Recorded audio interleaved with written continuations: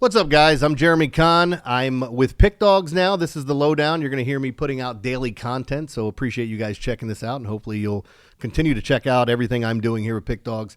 I'm really excited. I got to be honest with you guys. I've deleted this podcast 13 times after recording it. It's my first one, and I feel like I'm being one of those guys that's just everything's got to be perfect, everything's got to go right, and that's not just the case of how things work out, especially doing radio or when you're speaking. You'll hear me misspeak. You'll hear me butcher the English language. You might even hear my Baltimore accent come out. But I'm a Baltimore radio host. I've been doing sports talk radio since 2000, so 25 years now. I've been handicapping even longer. Early on, I had my struggles, man. I learned the wrong way to do things and then corrected my mistakes and realized that how you have to go about this, that you can't chase, that you got to stay true to what you're doing unless the numbers are telling you it's time to switch. And trust the math, because I was a math major in college, and I'm a failed college athlete. I was a basketball player, and I know you're looking at me going, basketball? You look like Tim Allen in the Santa Claus. Well, that would be correct. But yeah, I was a pretty good basketball player. I got into a car accident in college, and that's ironically what led me into radio with my math major. And I was also a theater major, so I don't have a problem being in front of the camera, even though I have a face for radio. It just kind of led me down this path, and with sports talk and gambling, and I'm the one guy in this city that's been screaming about gambling for years, talking about it on the shows, and now it's nice to see that it's legal in most places, and we get to talk about it freely and go over this stuff. So enough about me and what I'm doing. I'd like to talk about how I handicap. I use algorithms. I think they really help. Over the past 6-7 years, I've used them a ton, and I've had some great success doing that. And now with the algorithms, like I use those for daily fantasy, I use those for player props, and I use it for handicapping games. And there's a lot of, when there's information out there, I want to take as much in as I can and then kind of figure out what matters more and what I think is going to happen. So I've had a lot of success doing this. Baseball's been my best sport, so hopefully you guys will listen to some of these weather reports I'm giving out, because I talk about the weather a ton. Now, briefly, since I'm doing an introduction, I'll tell everybody what I tell people all the time when it comes to weather. I'll try to go through this as quickly as I can. Wrigley Field is the most affected field by wind, whether it's blowing in or out. If it's blowing in at 10 miles an hour, it feels like it's blowing in at 20. And conversely, the other way around. Blowing out at 10, it's like 20 miles an hour at another stadium. The Giants Stadium is the least affected by wind, being right there on water. You could have it blowing out at 18 to 20 miles an hour, and it probably is more like 10. Not that it's not a help. I'm just saying, like, those are things I think you should know about the weather and how it can affect stadiums. Now, on the East Coast, I talk about humidity all the time. It's not just about wind.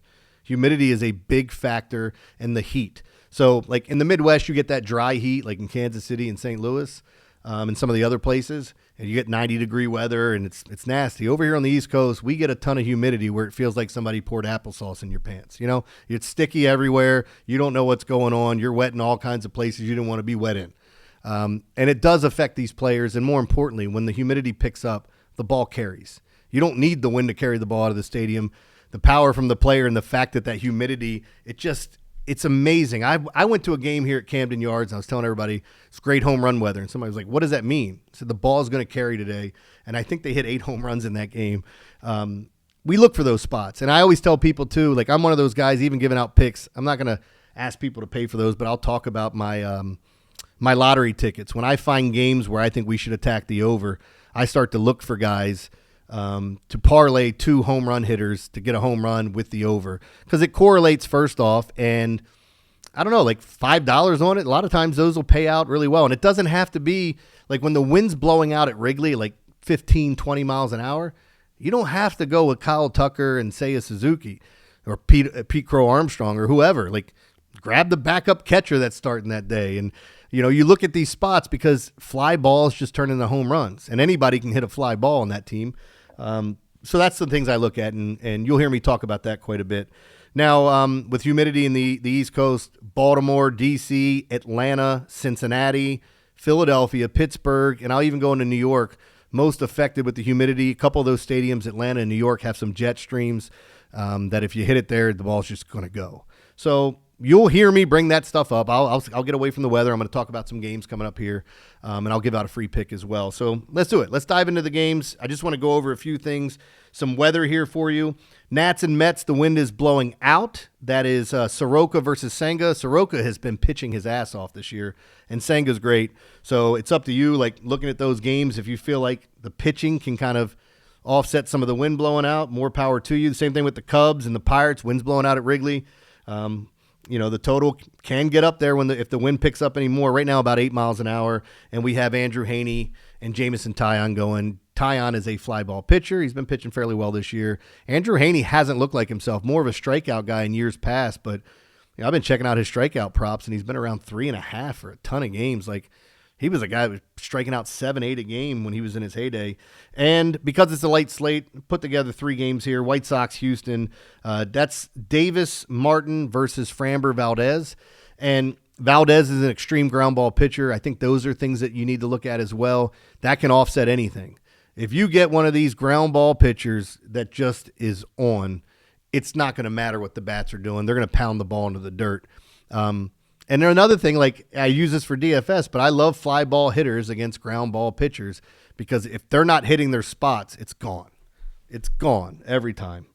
So I love looking for those opportunities to see if we can't make some money on total bases, home runs, whatever.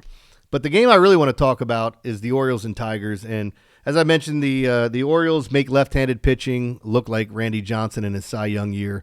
They have been so bad. So bad against left-handed pitching. And I'm not even – Tarek Skubal is the best left-handed pitcher in baseball.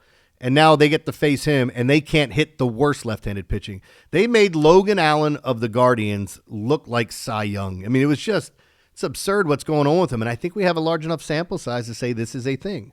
So moving forward, I'm going to use it like today. I'm going to tell you to take the Orioles under. I feel like this is a spot that you could look at, especially with Tarek Skubal. I think he's just going to mow him down. They have star players on that team. It's not like Gunnar can't run into one or Westberg or Rutschman. I mean, there's talent here. It's just they started off so bad they dug themselves a hole, and now it's like they got to be perfect to even try to approach the postseason. They're so far back. And maybe that's visions of grandeur. But on the flip side, Dean Kramer's going for the Orioles, and what I can tell you about him is in the month of April every year, you can go back and look at it, he sucks. I don't know why. I don't know why it takes him so long to kind of get going.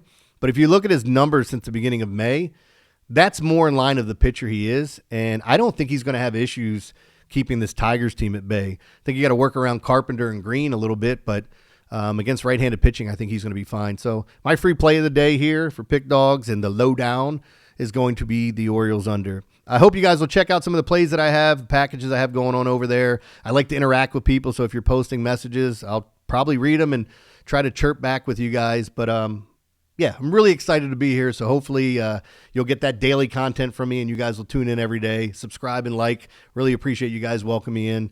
Let's go Orioles under.